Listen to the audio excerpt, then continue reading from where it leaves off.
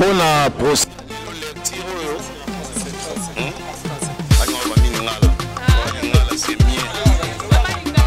La justice, fongola misu, Fati Beton, fongola misu.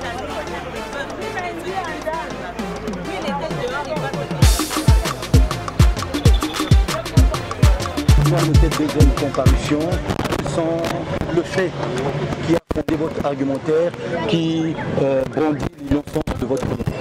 Bon, aujourd'hui, le tribunal avait opté pour l'instruction de la cause. On avait commencé avec l'infraction du détournement.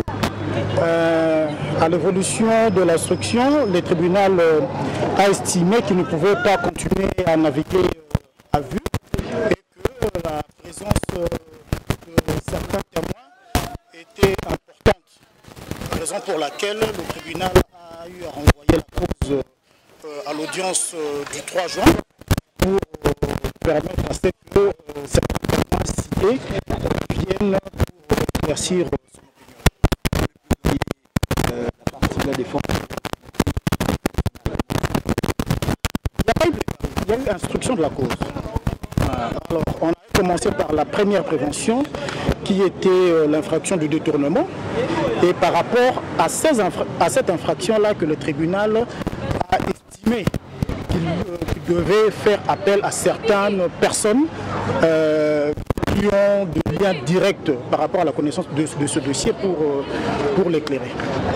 C'est un procès et Bandi Penza Ndelelo. Alors le tribunal a estimé que par rapport au déroulement du procès, il faut éclaircir la religion parce que le tribunal a mis que sans batouana, sans boussole. C'est ainsi que le tribunal, à la demande de la partie prévenue, la partie civile, va retenir un certain nombre de personnes qui seront citées à comparaître. La partie civile a vu le Lobaming, Koleka, à partir de l'accusé qui vient à eux. Toujours des matouilles, la place où on a mis les cas. Les habitants, justement, les Arandengés Zalaka, ceux qui sont des faux, nous sommes de la défense, on a plus droit à la parole et que nous sommes la partie civile des Aïa pour l'intérêt en cas de préjudice ceux qui sont là. Merci. Ce n'est pas pour répondre à la question. Là, c'est le tribunal, c'est l'appréciation souveraine du tribunal. Le tribunal Moutou. Et c'est Péli qui a sur demande d'une des parties. Et ce n'est pas à nous la défense. Bisson de Toubengici était donc, on ne connaît pas la motivation. Il y a appel, il y a Madame Amida. Merci beaucoup. Bon, ce qu'on peut retenir, c'est que le tribunal a commencé l'instruction proprement dite de la cause. Et il a posé des questions aux deux premiers prévenus, le prévenu Jamal et le prévenu Kamere. Et il y a un troisième prévenu auquel le tribunal n'a pas eu le temps de poser des questions, le prévenu Moïma. Et donc je crois qu'il pourra, c'est par lui peut-être qu'on pourra. Le 3 juin, puisque le tribunal a renvoyé la cause le 3 juin. Avez-vous été convaincant par rapport aux éléments qui ont été votre argumentaire concernant votre client? Je pense que les gens, en fait, on ne reproche rien. Quand il y a un détournement, il faut amener des pièces qui prouvent qu'il y a un détournement, que quelqu'un a reçu l'argent de l'État et qu'il l'a détourné. Jusque-là, nous n'avons pas vu cette preuve. À la question de savoir les raisons qui militent jusqu'à ce jour de la détention de votre client, qui lui-même aussi est revenu sur ça, le ministère public... Il n'y a pas de raison de continuer à le détenir, puisque d'abord, le fait pour lequel il a été détenu n'existe plus, il n'est plus poursuivi pour ce fait-là. On avait dit qu'on le détenait pour les produits pharmaceutiques, il n'est plus poursuivi pour ça. Le ministère public lui-même a constaté que c'est des faits qui n'existaient pas. Il était poursuivi, il était détenu pour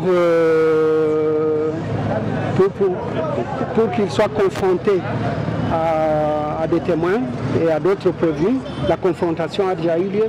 Donc il n'y a pas de raison qu'il continue à être détenu. C'est pour ça que nous avons introduit tout à l'heure, encore devant le tribunal, une demande de mise en liberté provisoire. Et nous attendons une décision du tribunal, peut-être demain, peut-être après-demain. On a constaté juste à la fin, on a cité les noms de Mme Amina, on a cité le nom de Mme Soraya. Nous nous sommes opposés à ça, mais bon, le tribunal a retenu qu'elle doit venir. Le tribunal nous dira quelles questions il va lui poser.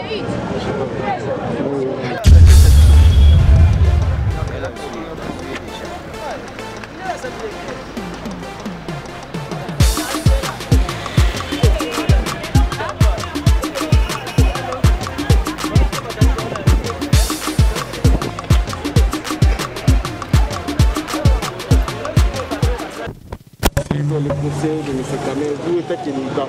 Quelle lecture vous pouvez nous dire par rapport à ce procès? Pour le procès, lelo lecture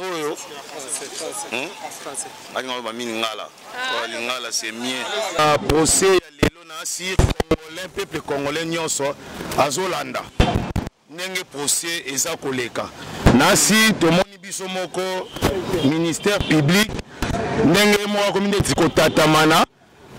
Makamususu esengeli kutu alobate ye moko do akomine kotatamana nasi peuple congolais fazwa mayele ya comprendre réalité ya makambu ndenge zali toloba na bino ke non quelque part ba makamusu ya justice na biso zo komandeti baza ko kwenda ondeti baza ko pousser justice a sala ndeti ko kota ndeti politisation moko boye ezolakisa polele kwa lelo tomoni président Vital Kamerhe makambo nyonso azoloba na bosembo azolimbola bien na tina de peuple congolais bapesa ye bapreuve oyo mbongo ya yibi ke tomoni mpe alobi makambo wana ti sikoyo batatamani bazoyeba na koloba ne te mpo balobaki soki 50 quelques de millions wana balobi wana mais ya tuni déjà mundele wana salobi de yake non yende mutu mbongo yende mutu azwaki.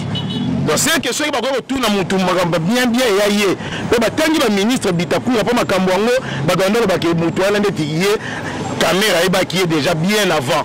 Nzoka mutu ngo banda déjà dossier banda na banda nanu Bitakuya ye mta banda comme makamba lettre continuaka ndeboye le président Vital il peut continuer dans le dossier, la logique dossier et Zali. Donc il faut que la population congolaise Moutouana, président Vital. Ayebi Vital a makambu selon ndenge makambu kendaka. Nde sengeli peuple congolais d'abord il aura bosso ayeba. Balobaki makamba 15 millions. Balobi 300 ya sous 300 te. Makamba kizeshe belo ba loba tout le monde a qui a ndenge wana te. Ngana zo pesa ndembela surtout ba juge na biso. Baza ko sambisa bato surtout juge ya uti na matete d'abord kuto na matete déjà babomi mutu moko soki kasali soki un jour na cachot désolé c'est déjà quand la juridiction on a parquet wana et a quand dans problème il y a une justice fongola misu fati béton fongola misu état de droit yo lobaki état de droit exacto mona procédure même à makambo mamba on a autorité yokao ba procédure eza la clarté ezolakisa que population pe justice na biso et à la terre ba babeti maboko muibi ba babeti maboko yoki ba to lobiso na réseaux sociaux yozui oh tolandela problème te que tolinge justice ça makambo ni atambola na bosembo. C'est M. Maël Sengwa Rosin. Je suis pour un dossier et puis si je passe ma casse concernant la prochaine de Tobandé Kolandela. Total le ministère public a appelé un argument pensate. Total l'ensemble de caméra Sami Jaman bazo semble avec ma preuve. Bazo défendre bien mais côté société civile bazo kokakututé bazo côté makambo ezangantina parce que peuple congolais a besoin oui Vital a détourné démontrez-nous comment Vital a détourné ça on l'a dit papier justificatif mais pour le moment besoin barana monoko et le remoroté beaucoup de côté ma mbetali ba document sinon oui en directeur du cabinet président de la République a rejoint ordre le président de la République pour ça la likambo. Alors, je vais dire que ça n'est pas bon. Non, option pas copie pour information au président de la République.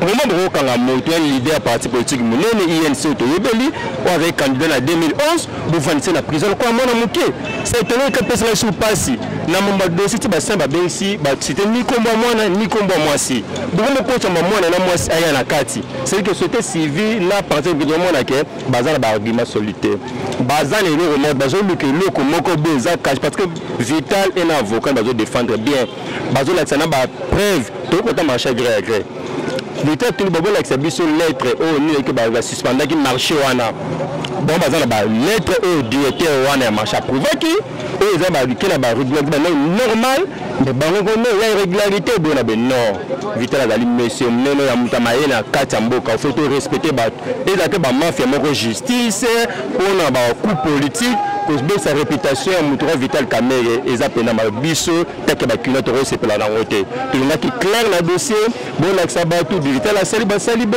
sami jamaa ba ki mbongo nyoso tout to lui mutaye bi ndeti na assistant na science commerciale na sina yese ba la kiso comment ba ko kanga mutu voleur mais les locaux ont se peinent en route ni ba libérer Vital Kamerhe ndenga sambi à l'axi que azan a problème mon côté ba libérer Abima a continuer carrière politique n'est que baby ça réputation en motu ce n'est pas bien mais pour qu'on va lundi procès Vital Kamerhe a vide na dossier na ba lukatu ba la veille Abima nae